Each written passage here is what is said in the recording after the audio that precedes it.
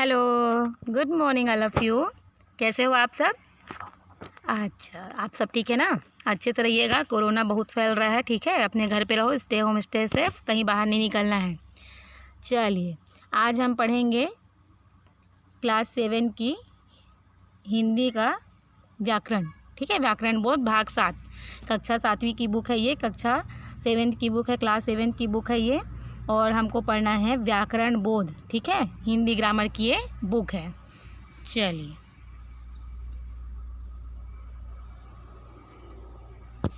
Chapter 1 हमने पढ़ लिया है और हम पढ़ेंगे आज चैप्टर 2, ठीक है? क्या पढ़ना है हमको? चैप्टर 2 जो है वर्ण विचार पढ़ना है, वर्ण के ऊपर विचार करना है। तो वर्ण क्या है, जो है जो आई है ना, तो उसको वर्ण कैसे बने, वर्ण किसे कहते हैं, इसी के ऊपर आज हमको विचार विमर्श करना है, ठीक है? चलिए, भाषा का उच्चारण ध्वनियों से होता है। प्रत्येक स्वीकृत ध्वनि को लिखने के लिए एक विशेष चिन्ह निर्धारित किया गया है। यह विशेष चिन्ह ही वर्ण कहलाता है। भाषा का उच्चारण जो है ध्वनियों से होता है, ठीक है? भाषा का उच्चारण किससे होता है? ध्वनि से, जो हमारे मुंह से जो ध्वनि निकलती है ना, उससे भाषा का उच्चारण होता है। प्रत्येक स्वीकृत ध्वनि को लिखने के लिए एक विशेष चिन्ह निर्धारित किया गया है और ये विशेष जो चिन्ह है वो क्या है? वर्ण कहलाता है, ठीक है? इस प्रकार वर्ण भाषा की वह मूल ध्वनि है जिसके खंड ना हो सके। वर्ण जो है क्या है? भाषा की मूल ध्वनि है, ठीक है? इसको आपको याद रखना है कि वर्ण जो है भाषा की वह मूल ध्वनि है जिसके खंड नहीं हो सकता है, जिसका खंड नहीं हो सकता है। वर्णों के क्रमिक और निश्चित समूह को वर्णमाला कहते हैं। वर्णमाला किसे कहते हैं? वर्णों के क्रमिक और निश्चित समूह को जो है हम वर्णमाला कहते हैं। हिंदी में वर्णमाला कितने हैं इसको आप देखते हैं। हिंदी वर्णमाला में निम्नलिखित वर्ण हैं, ठीक है? हम जानते हैं स्वर और व्यंजन, हम इससे पहले जानते थे, है ना?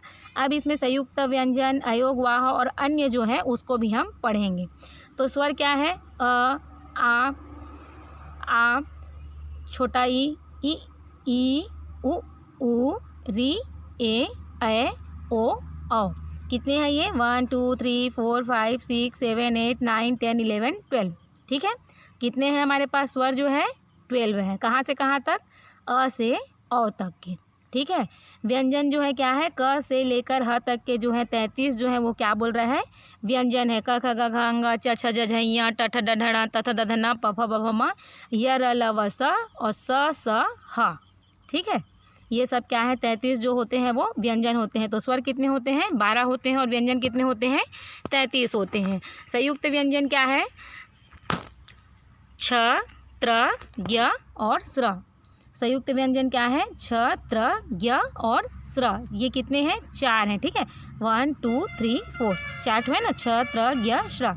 आपको इसको याद रखना है कि संयुक्त व्यंजन में क्या आते हैं। व्यंजन 33 है तो कहाँ से कहाँ तक जो है वो व्यंजन है, कहाँ से कहाँ तक जो है अ से औ तक के जो है वो स्वर कहलाते हैं। इसको आपको मेमोराइज करना है, ओके? अयोग वाह, अ में जो चंद्र बिंदु है, अम और अह, ये जो 3 है वो क्या है? अयोग वाह है। अयोग वाह कितना है? 3 है। अन्य, तो एक ड डमरू होता है और एक ढ ढक्कन होता है ना? तो आप इसमें कंफ्यूज नहीं होइएगा। ड डमरू जब हम लिखते हैं तो उसमें बिंदी नहीं होती है नीचे में, यहाँ पे नहीं होता है, ठीक है? ये आपका नहीं होता है, इसलिए ये ड डमरू होता है और ढ ढक्कन जो है आप ऐसे लिखते हैं।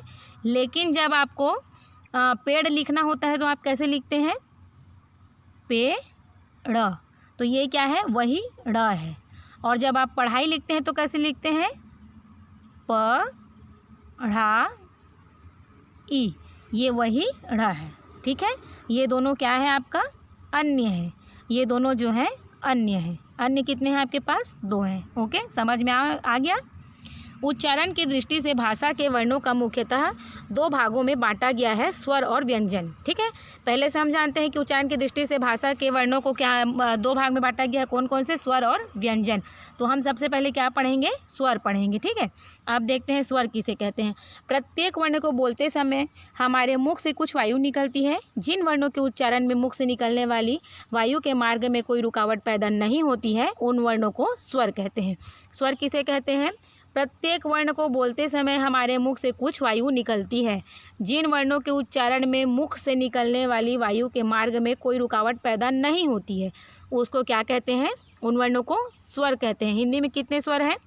मैंने आपको ऊपर में बताया ना कि हिंदी में कितने स्वर हैं, हिंदी में 12 स्वर हैं। ठीक है, तो यहाँ पे भी दिखाया है कि हिंदी में 12 स्वर हैं। और कौन कौन से स्वर हैं आपको हमने पहले भी बताया है। आ में एक तो चंद्र बिंदु है, ई उ री ए ओ औ। ठीक है, ये कितना है, क्या है, ये 12 जो है वो है हिंदी के स्वर हैं। स्वर के भेद पढ़ेंगे अब। ठीक है, स्वर के भेद 2 आधारों पर किए जाते हैं। पहला उच्चारण में लगने वाले समय के आधार पर, और दूसरा जो है उच्चारण में अनुनासिकता के आधार पर। ठीक है, लेकिन इनको क्या है, फिर इनको 2 बार बांटा गया है। उच्चारण में लगने वाले समय के आधार पर जब स्वर को बांटा गया है तो उसमें 3 जो है उनके और भेद किए गए। ठीक है, क जो है ह्रस्व स्वर, दीर्घ स्वर एंड प्लुत स्वर। ओके, चलिए, इन स्वरों के उच्चारण में सबसे कम समय लगता है। इन्हें मूल स्वर भी कहते हैं। ये 4 हैं, अ, ई, उ और री। ठीक है, इनके उच्चारण में क्या लगता है, कम समय लगता है, और इनको मूल स्वर भी कहा जा सकता है। दूसरा है ख है दीर्घ स्वर। इनमें क्या है, इन स्वरों के उच्चारण में ह्रस्व स्वरों से दुगना समय लगता है। ये 8 हैं। आ में चंद्र बिंदु है, आ है, ई उ ए ओ औ। ये क्या है, दीर्घ स्वर है। ठीक है, स्वर है, दीर्घ स्वर है। ग है प्लुत स्वर। ओके, जब किसी स्वर के उच्चारण में ह्रस्व स्वर से तिगुना समय लगता है तो उसे प्लुत स्वर कहते हैं। इसमें सबसे कम समय लगता है, इसमें इससे दुगना समय लगता है, और इसमें जो है तिगुना समय लगता है बोल रहा है। ठीक है, 3 अगर हम बांटते हैं उच्चारण में लगने वाले समय के आधार पर, ह्रस्व स्वर का जो है उसमें सबसे कम समय लगता है। दीर्घ स्वर में इस स्वर से दुगना समय लगता है, और प्लुत स्वर में इन दोनों से तिगुना समय लगता है। ठीक है, उसे प्लुत स्वर कहते हैं। स्वर के प्लुत रूप का निर्देश करने के लिए संस्कृत में स्वर के आगे जो एस का अंक लिखने की प्रथा है, जैसे ओम, हिंदी में प्लुत स्वरों का प्रचलन प्रायः नहीं है। ठीक है, हिंदी में जो है हम लोग इसको यूज़ नहीं करते हैं।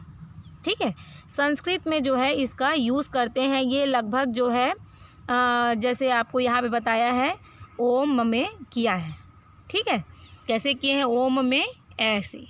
ठीक है, जो एस बना दिख रहा है ना छोटा सा, बस इसका जो है बोल रहा है कि ये स्वर तो होते हैं, लेकिन इसका जो है उपयोग हम किसमें, संस्कृत में स्वर के आगे ज़रूर करते हैं, और हिंदी में इनका प्रचलन प्रायः नहीं है।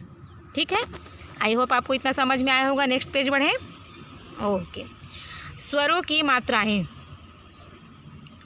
स्वर वो लिखने में स्वर 2 रूपों में प्रयुक्त होते हैं। स्वरों की मात्राएं शब्दों को लिखने में स्वर जो है 2 रूपों में प्रयुक्त होते हैं। पहला जो है अपने मूल रूप में, और दूसरा मात्रा के रूप में। जैसे आज, इत्र, ओस शब्दों में आ, ई, ओ जो है अपने मूल रूप में है, माने कि हम जानते हैं कि ओ ऐसा लिखाता है, इसलिए इसको लिखे हैं तो क्या है, ओस, इत्र, आज ऐसा लिखा हुआ है। अब बोल रहा है मात्रा के रूप में, तो मात्रा के रूप में जैसे मीरा, इस शब्द में क्या है, बड़ा ई की मात्रा लगा है मीरा में, है ना, और र में जो है आ की मात्रा लगा है, माँ में बड़ा ई की मात्रा लगा है, और र में आ की मात्रा लगा है। तो इस शब्द में क्या है, ई और आ स्वर मात्रा के रूप में प्रयुक्त हुए हैं। ठीक है, अब मीरा अगर हमको लिखना है तो हम कैसे लिखेंगे, माँ, आधा माँ, बड़ा ई प्लस आधा र प्लस आ, इसको मिलाएंगे हम लोग इसको, तो क्या बनेगा, ये मीरा। ठीक है, लिखने में व्यंजन के साथ लिखने पर स्वर के परिवर्तित रूप को मात्राएं कहते हैं। स्वरों के मात्रा चिन्ह इस प्रकार हैं। ठीक है, मात्रा तो हम पहले भी पढ़ चुके हैं। जो है उनकी कोई मात्रा नहीं होती है। आ की मात्रा, छोटा ई की मात्रा, बड़ा ई की मात्रा, छोटा ऊ की मात्रा, बड़ा ऊ की मात्रा, री की मात्रा, है ना, ए की मात्रा, ए की मात्रा, ओ की मात्रा, औ की मात्रा, अम की मात्रा और आह की मात्रा। ठीक है, इसको तो हम पहले से पढ़ते आ रहे हैं, क्लास 1 में भी आपने पढ़ा है ना, तभी तो हम हिंदी बोलना जानते हैं, हिंदी लिखना जानते हैं, वरना हम हिंदी लिखना नहीं जानते। अगर हमको ये मात्राएं नहीं आती तो हम ना ही हिंदी लिख सकते थे और ना ही हम हिंदी पढ़ सकते हैं, है ना। आ की मात्रा नहीं होती है। सभी व्यंजन अ को मिलाकर ही बोले और लिखे जाते हैं। इसमें जो बोल रहा है कि अ को मिलाकर ही सब व्यंजन लिखे जाते हैं। सारे व्यंजन जो है आधा रहते हैं। अ से रहित व्यंजन इस प्रकार लिखे जाते हैं। क के नीचे जो छोटा सा हलंत होता है उसका मतलब है कि वो आधा का है, उसमें अ जोड़ने से वो पूरा क होता है। ठीक है, ये च ट त आदि ये जो है जो तिरछी रेखाओं को हलंत कहते हैं। इसको तिरछी जो रेखाएं लगी हुई हैं क के नीचे उसको क्या कहा जाता है? हलंत कहा जाता है। ये जो तिरछी रेखा है उसको हलंत कहा जाता है। हलंत किसे कहा जाता है? क के नीचे जो तिरछी वर्णों के नीचे लगी इन तिरछी रेखाओं को ही हलंत कहा जाता है। अयोगवाह। अयोगवाह स्वरों और व्यंजनों के अतिरिक्त हिंदी वर्णमाला में 3 वर्ण और भी होते हैं। ठीक है, जो बताए थे कि अम में चंद्र बिंदु लगा हुआ है, अ में चंद्र बिंदु लगा हुआ है, अम है और अहा है। इनका तालमेल ना तो स्वरों से है और ना ही व्यंजनों से है। अयोगवाह हम लोग वहाँ पिछले में देखे थे कि अयोगवाह कितने हैं? 3 है। स्वरों और व्यंजनों के अतिरिक्त हिंदी वर्णमाला में 3 वर्ण और भी होते हैं। अ में चंद्र बिंदु है, अम है और अहा है। इनका तालमेल ना तो स्वरों में ही होता है और ना ही व्यंजनों से होता है। ये स्वरों के साथ प्रयुक्त होने से व्यंजन भी नहीं है और स्वतंत्र रूप से गति न होने के कारण ये स्वर भी नहीं कहे जाते हैं। ये स्वरों के साथ प्रयुक्त होने से व्यंजन भी नहीं है और स्वतंत्र रूप से गति न होने के कारण इसे स्वर भी नहीं कह सकते हैं। ठीक है, ये योग न होने पर भी साथ रहने के कारण अयोगवाह कहलाते हैं। क्यों ये अयोगवाह कहलाते हैं? ये योग ना होने पर भी जो है क्या होते हैं? साथ में होते हैं, इसलिए इनको अयोगवाह कहते हैं। ठीक है, अब जैसे हमने पिछले में क्या पढ़ा था, जो स्वर है वो कितने हैं? स्वर के भेद जो है 2 पढ़े थे। क्या क्या पढ़े थे? उच्चारण में लगने वाले समय के आधार पर और उच्चारण में अनुनासिकता के आधार पर जो है उसको भेद किया गया है स्वर का। ठीक है, तो उच्चारण में लगने वाले उच्चारण में लगने वाले समय के आधार पर था 3 स्वर था। ठीक है, अब हम नेक्स्ट में क्या पढ़ेंगे? उच्चारण में अनुनासिकता के आधार पर उसके भेद को पढ़ेंगे।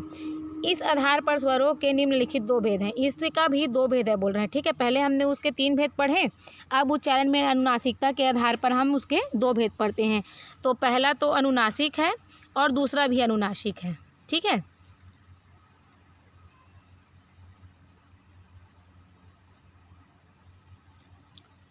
अनुनासिक केवल मुख से उच्चारित होने वाले स्वर वर्णों को अनुनासिक कहा जाता है। जैसे अ, आ, ई, उ, री, ए, ओ, औ। इसमें निर्मित कुछ शब्द देखिए: अजगर, आन, इधर, ईक, औरत, गहना, कोना, छप्पर आदि। ठीक है, ये जो है अजगर, आन, इधर, ईक, औरत, गहना, कोना, छप्पर आदि ये जो है क्या है? इससे बने हुए शब्द हैं अ, आ, ई से। ठीक है, ख अनुनासिक ऐसे स्वर जिनका उच्चारण नाक और मुंह दोनों से होता है, जैसे आ, ई, उ। ठीक है, इसका नाक और मुंह, जिसमें नाक और मुंह दोनों से होता है बोल रहे हैं, उसको हम लोग क्या बोलते हैं? अनुनासिक बोलते हैं। इनमें निर्मित कुछ शब्द देखिए: माँ, आँख, दांत, ऊंचा, गुंज, कुएं, हंसना आदि। यदि स्वर का कोई भाग शिरोरेखा के ऊपर निकला हुआ हो या व्यंजन के ऊपर मात्रा लगी हो तो वहाँ चंद्र बिंदु ना लगाकर केवल बिंदु लगाते हैं। ठीक है, जैसे हमने बताया कि चंद्र बिंदु क्या है? ये चंद्र बिंदु है ना? तो बोल रहा है अनुस्वार।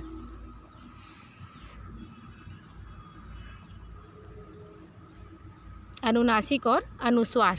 अनुनासिक किसको कहा जाता है? केवल मुख से उच्चारित होने वाले स्वर वर्णों को अनुनासिक कहा जाता है। तो अनुनासिक जो है, एक जो है सिंपल लिखा है उस तरीके का है, जैसे आ जो लिखा हुआ है, अजगर, आन, ये सब है ना। और दूसरा जो है इसमें चंद्र बिंदु लगा हुआ है, जिसमें क्या है? जिसका उच्चारण नाक और मुंह दोनों से होता है, जैसे आँख, दांत, माँ, कुएं, हंसना आदि। इसको क्या है? अनुनासिक है। यदि स्वर का कोई भाग शिरोरेखा के ऊपर निकला हुआ हो या व्यंजन के ऊपर मात्रा लगी हो तो वहाँ चंद्र बिंदु न लगाकर केवल बिंदु लगाते हैं। जैसे इसमें बता रहे हैं नींद, ईंट, गेंद, भौंकना आदि। अब पढ़ते हैं अनुस्वार। ठीक है, अनुस्वार यह स्वर के बाद आने वाला व्यंजन है जिसकी ध्वनि नाक से निकलती है। यह नासिक के व्यंजनों र, अंगा, ड़, न और म के स्थान पर प्रयोग होता है और इसका उच्चारण पूर्ववर्ती स्वर के बाद होता है, जैसे कंकड़, अंगूर, अंगद, चंचल, घंटा आदि। ठीक है, अब विसर्ग देखते हैं। अनुस्वार की तरह विसर्ग भी स्वर के बाद आता है। इसका उच्चारण ह की तरह होता है। इसे व्यंजनों के आगे लगाया जाता है, जैसे छह, प्रातः आदि। ठीक है, अनुस्वार की तरह ही विसर्ग भी स्वर के बाद आता है, ठीक है। इसका उच्चारण जो है ह की तरह होता है, इसे व्यंजनों के आगे लगाया जाता है, जैसे छह, प्रातः आदि। विशेष जो है उसमें क्या है, अनुस्वार और विसर्ग ना तो स्वर हैं और ना व्यंजन, किंतु ये स्वरों के सहारे चलते हैं। ये ना तो स्वर हैं और ना ही व्यंजन है, लेकिन चलते किसके सहारे हैं, स्वर के सहारे ही चलते हैं। स्वर और व्यंजन दोनों में इनका उपयोग होता है, ठीक है। जैसे हंस में भी हुआ है और प्रातः में भी हुआ है, ठीक। अनुस्वार और विसर्ग ना तो स्वर हैं और ना ही क्या है, व्यंजन है, किंतु ये जो है स्वरों के सहारे चलते हैं। स्वर और व्यंजन दोनों में इनका उपयोग होता है, जैसे हंस, प्रातः आदि। इसमें जो है अनुस्वार और विसर्ग दोनों में जैसे प्रयोग होता है बोल रहे हैं। और इसके पहले हम क्या पढ़ें, एक बार रिवाइज कर लेते हैं कि वर्ण विचार में हमने क्या देखा। पहले हमने देखा कि वर्ण क्या है, तो विशेष एक चिन्ह होता है उसको वर्ण कहते हैं। भाषा की मूल ध्वनि जो है वो क्या है, वर्ण है, जिसका खंड नहीं हो सकता है। हिंदी में वर्णमाला की संख्या कितनी है हमने ये जाना। वर्णमाला किसे कहते हैं हमने ये जाना। और हमारे पास जो है स्वर कितने हैं, व्यंजन कितने हैं, संयुक्त व्यंजन कितने हैं, अयोगवाह कितने हैं और अन्य कितने हैं। और फिर हमने स्वर को पढ़ा, स्वर की परिभाषा हमने जाना कि स्वर जो वायु, जब हम किसी चीज़ को बोलते हैं, जिन वर्णों के उच्चारण में जो है मुख से निकलने वाली वायु के मार्ग में कोई रुकावट पैदा नहीं होती है, उन वर्णों को क्या कहते हैं, स्वर कहते हैं। स्वर कितने पढ़े हमने, 12 पढ़े। स्वर के भेद फिर हमने देखा, स्वर के भेद जो है 2 आधार पर किए गए, उच्चारण में लगने वाले समय के आधार पर और उच्चारण में अनुनासिकता के आधार पर। फिर हमने उच्चारण में लगने वाले समय के आधार पर देखा तो इसके फिर 3 भाग किए गए, है ना। इसको भी 3 भेद में 3 इसके भी भेद हैं। और दूसरा है जो उसके बाद हमने स्वरों की मात्राएं पढ़ी उसी के अंतर्गत। और फिर हमने पूरी मात्राएं भी जानी, अ से औ तक के। उसके बाद अयोगवाह। फिर उसके बाद हम स्वर के भेद में जो पढ़े थे कि उच्चारण में अनुनासिकता के आधार पर, फिर उसको पता चला कि उसे भी 2 भागों में बांटा गया है, अनुस्वार और अनुनासिक, ठीक है। उसके अलावा हमने उसमें विसर्ग भी देखा। और इसमें विशेष बात यह है कि अनुस्वार और विसर्ग जो है वो ना ही व्यंजन है और ना ही स्वर है, लेकिन वो स्वरों के सहारे चलते हैं और इनका उपयोग जो है दोनों में होता है। जैसे हंस और प्रातः जो है इनके उदाहरण है, इनके एग्जाम्पल हैं, ठीक है। सो कीप लर्निंग बेटा। और आपका आज व्यंजन स्वर जो है फिनिश हो गया है ना। आपका जो है इन हो गया स्वर का। तो आप इस स्वर को एक बार अच्छे से आप एक बार और रिवाइज करिएगा अपने घर पे। और मैं आपको नेक्स्ट वीडियो में आपको बताऊंगी कि व्यंजन क्या है और व्यंजन के कितने भाग हैं, ठीक है। जैसे हमने स्वर के बारे में पढ़ा कि स्वर की परिभाषा क्या है और उसके भेद कितने हैं, है ना। तो उसको इसी प्रकार हम पढ़ेंगे कि व्यंजन कितने हैं और व्यंजन की परिभाषा क्या है और व्यंजन के भेद कितने हैं। Okay, thank you.